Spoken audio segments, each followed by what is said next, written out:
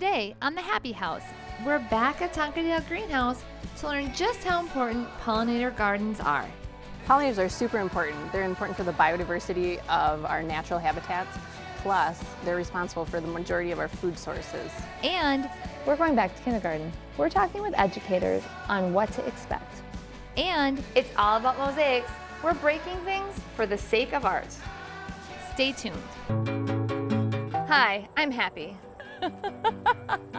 I live in a quiet town outside of Minneapolis with my family. The real Happy House is far from quiet. I learned early on things are much easier with a little help. I also have a few tricks of my own to share. It's go time, people. Welcome to the Happy House.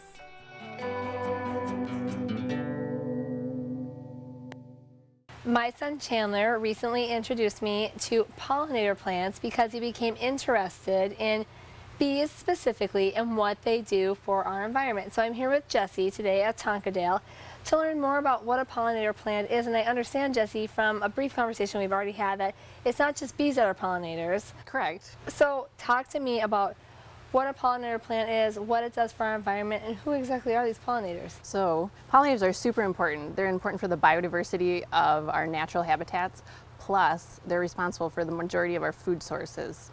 So, you've seen those diagrams on the internet where if pollinators and bees were eliminated, you'd be left with some lettuce and some kale or something, and there'd be nothing left for us to eat. Like fruits and all of those kinds of things? Pollinators are responsible for all of that. So we're not just concerned about bees, we're concerned about butterflies, hummingbirds, even bats, beetles, flies, birds, things that help move the pollen around and mix up the genetic diversity. So that's interesting. They are basically a transport system for our pollen. You got it. And so a lot of times we focus on kind of these key species like honeybees and monarch butterflies, which is great because paying attention to those two guys helps us to pay attention to everybody. I read a really interesting article about a year or so ago, and the author was challenging everybody to plant 25% of their own yard in garden or plants for pollinators or just something other than grass. Any kind of garden, can it be like vegetables or anything like that? So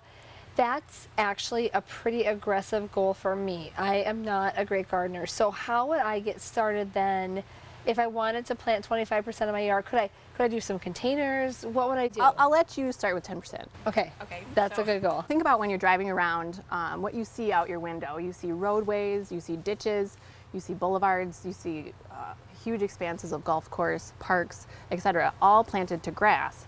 And there's a lot of these areas that could really be, pollinator sanctuaries to help create more food and refuge for these special insects. To start small, if you're going to start small at home, the main idea is to plant clean plants. So you want to plant plants that are free of chemical residues and chemicals that are dangerous to bees and other pollinators. So you want to check with your garden center and see what kinds of things they're using, what's the efficacy of some of the chemicals they're using. Everybody's talking about neonicotinoids right now, so you want to choose your plants from a grower who's neonicotinoid free, etc. So finding a clean plant first, inquiring if they are friendly towards pollinators.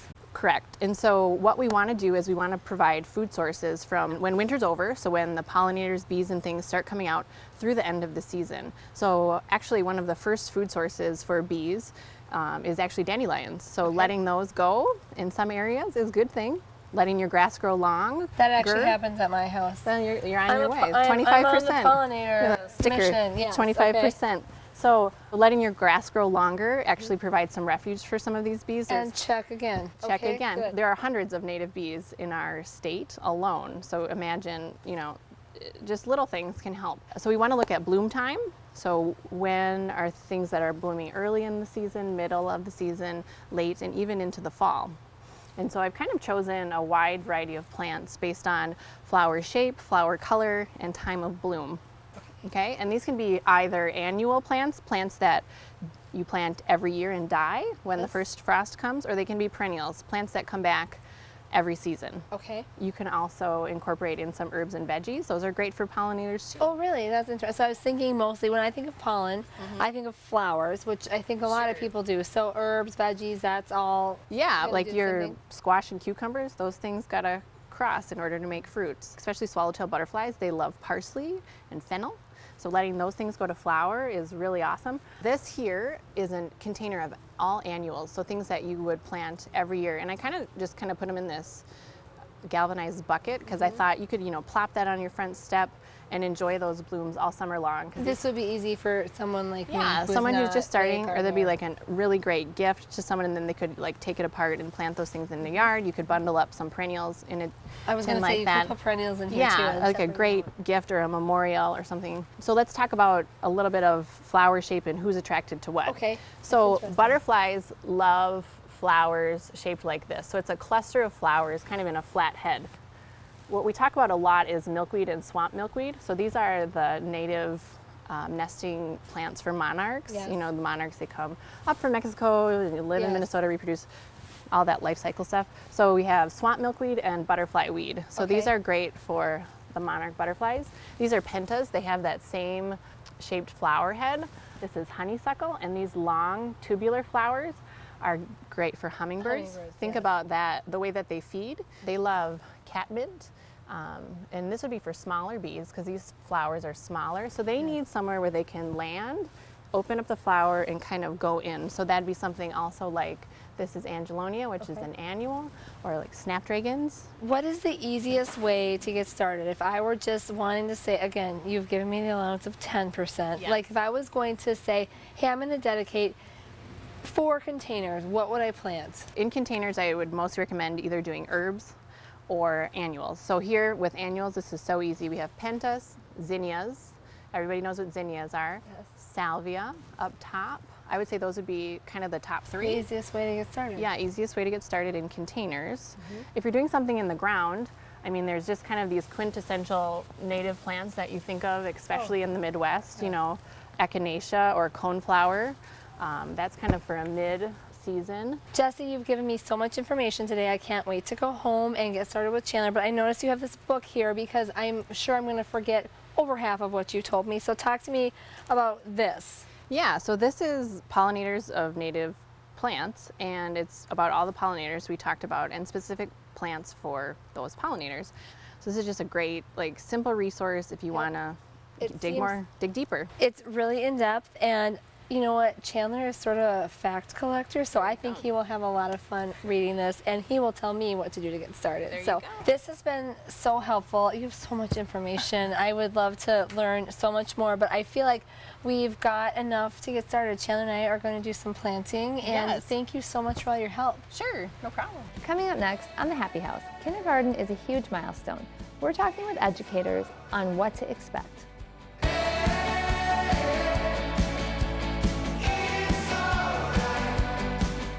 Kindergarten is a huge milestone for kids and parents. And I think a lot of us think about what should we do to get our kids ready for kindergarten. So I am here with an expert, a kindergarten teacher, Molly Ortner, and she is going to answer some of these questions for us. I will try. So what is the most important thing parents can do to prepare their children for the kindergarten experience? I think one thing to really remember about kindergarten and just about school in general is we're really thinking about the whole child. And so when you think about getting your child ready, it's not just letters and numbers. It's also how are they doing with being alone without you? When you go on a date night, do they still cry with the babysitter? At preschool, do they still cling to your leg when you leave? Also things in terms of self-help skills. Can they get their jacket on?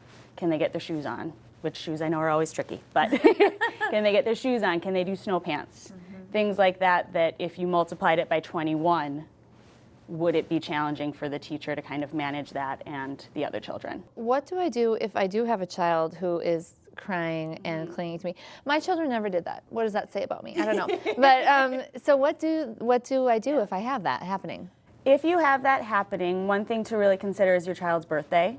If they are a August birthday and they're doing that, that might be a sign to you that they're just too young for kindergarten, and that's okay. That's okay. One thing that really can happen is you can start with friends in the neighborhood or friends from preschool. If they're going to kindergarten, you might feel like you need to do that because those are your child's friends. Right. One of the wonderful things about kindergartners is they make friends fast. And so if that's your concern, that shouldn't be a concern. That will always kind of work itself out. If they are doing that though, and they are an older birthday, giving them as many opportunities to be away from you is great. Doing things like date night, preschool, different types of camps and classes, just giving them more opportunities for you to go away and then to see that you are coming back. Yes. Because some parents might go the opposite route of being like, well, they can't handle this, so I can't possibly put them through this, but it's something they need to do. You might feel like it could be traumatic, but it really won't be, because you'll come back every time. What's the biggest anxiety you see with your students coming in? I think the biggest thing they worry about is the bathroom and lunch. But other than that, I think it's just the time away can be tricky. It can be hard, and it's a long day, and so they can get really tired. But it normally takes them about a week or two to settle in, and then they're feeling really confident. Yes. But I think it's just the time and it's the change. Kindergarten is so fun and it's so magical, but it also then is really stressful. And a lot of kids start thinking about kindergarten when they're 3 or 4 years old. And so then when you actually go, it can be a bit overwhelming. So for some kids, it's just the idea. And then once they're here and settle in and see their name and see that they have a spot and see that what the day is going to feel like, they really can just settle in. I've been called to the principal's office. I'm going in. I'm just curious, from a principal's perspective, what is the most important thing parents can do to get kiddos ready for kindergarten? For us, it's all about having a joy of life and a joy of learning and being kind to the people around you. And good things happen when we're kind to each other and when we're good listeners. And when we have empathy, we know what other people feel.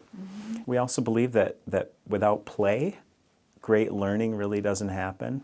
So play in learning, but also play and letting kids have choice. Okay. And then they give us their time and energy after we've given them something. So it's very much a reciprocal relationship that we build with kids right from day one. Do you find that kids have more anxiety coming into school, or is it the parents that have more anxiety about the kids going to school? Such an easy answer. It's the parents. Kids are kids. They are generally trusting and loving, and if the parent is comfortable, generally the kids are comfortable. Okay. So when children have anxiety, honestly, 9 times out of 10, it's the parent who had the first anxiety. What are the common things you see happening with parents and their anxieties, and what can you say to help people with that? I think the biggest thing is quick goodbyes, leave dry eyes. A lot of kids and a lot of parents, it's a big deal to have a kindergartner.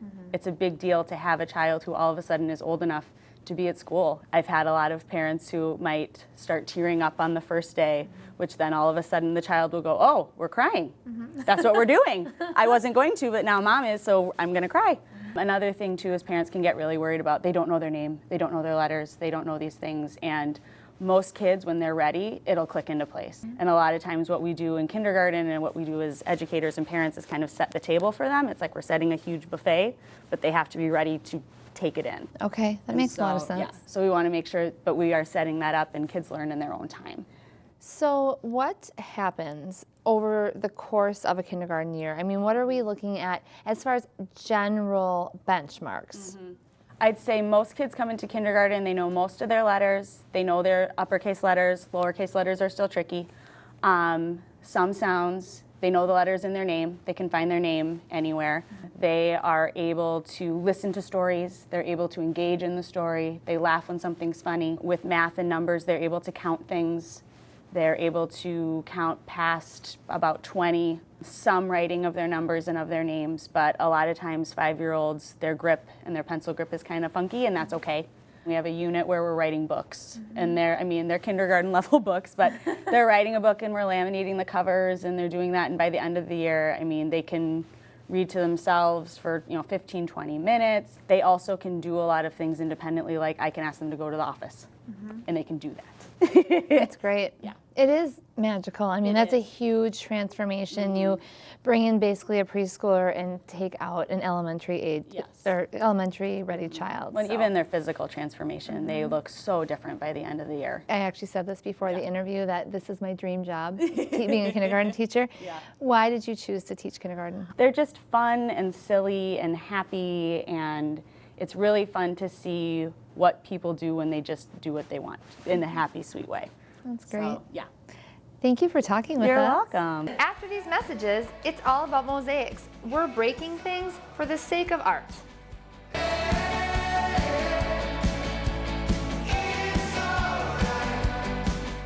I've done some very basic mosaic projects with tile and grout, but I wanted to try my hand at something a little different, more freeform, more artistic.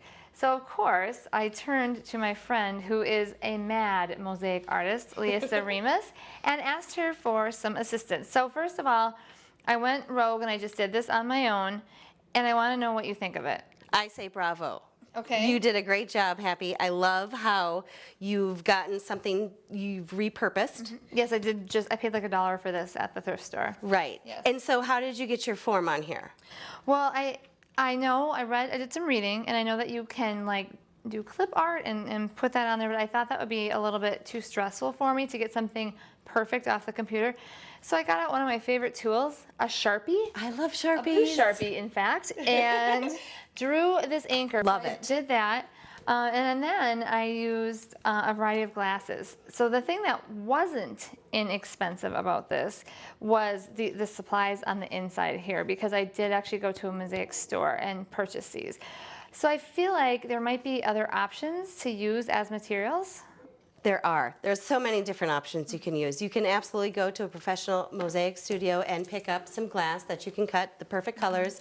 Otherwise, I would suggest maybe going garage sailing or going to your local thrift store and finding some repurpose items. Okay. Maybe a glass you've broken in the dishwasher, something that, oops, you slipped, and we've had shattered glass. Well, it's not a disaster. We can use it for art. What we're going to need is a towel to lay the plate in, so the shards of glass don't come smacking at us. And yes, I see there's a variety of plates that you've picked up.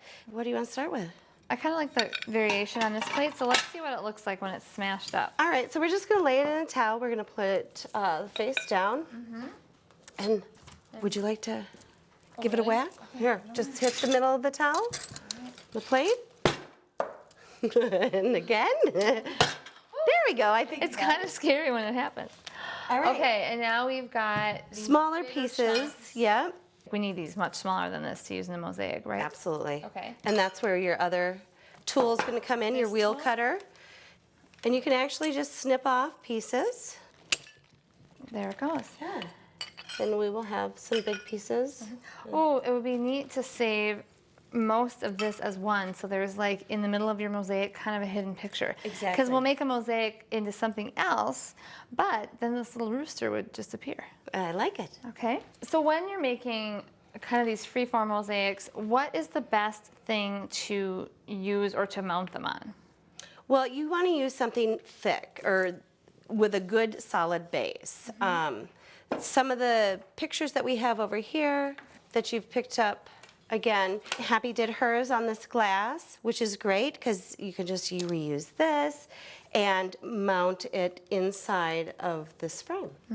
That's easy enough. I've seen a lot of times people mosaic the frame Right. and then put a picture in, but I love the idea of it, the mosaic being. Right, and you could even take the inside of this out and put a mirror and just cut it for that area. yes. Right. And then I've got this. Forms, you can easily, this is a fun, easy project for any age, that they can just cut these little pieces out and form them along the sides of the form and just keep going with the pieces that fit. In the past, I've used pre-mixed grout, but today we are going to grout something using grout that we made ourselves. Yep, all we needed was water to mix the grout and get it to a peanut butter kind of a frosting almost Kind of. consistency. And how long will this last, this grout? If I cover it, will it last a long time?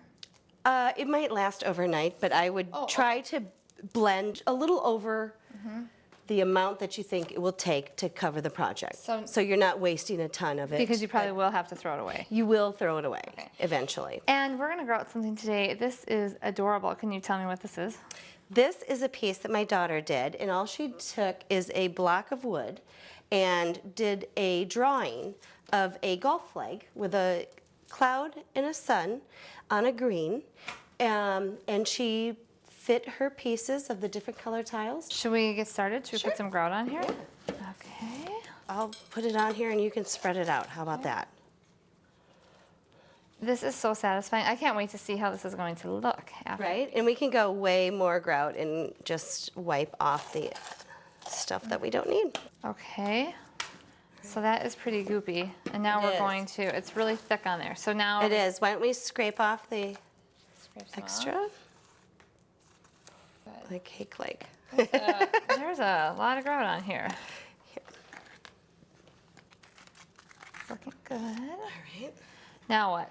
Now let's just take a little wipe with the towel and go around the edges and get all the extra off. And now we can start seeing a little bit of the design. Okay. And so when do I get to really clean it up so I can see everything? We're gonna want it to dry and let that grout get solid a little bit before we start really cleaning and getting the tiles all nice and shiny. Yes. Well, I am hooked. I'm officially hooked. My anchor project got me started, and I cannot wait to get going on another project. In fact, that looks really tempting to me. So I might grab it and get started on another mosaic. All right, sounds good. Thank you for all your help. Thank you, Happy. And you can actually just snip off pieces. Really? Yeah.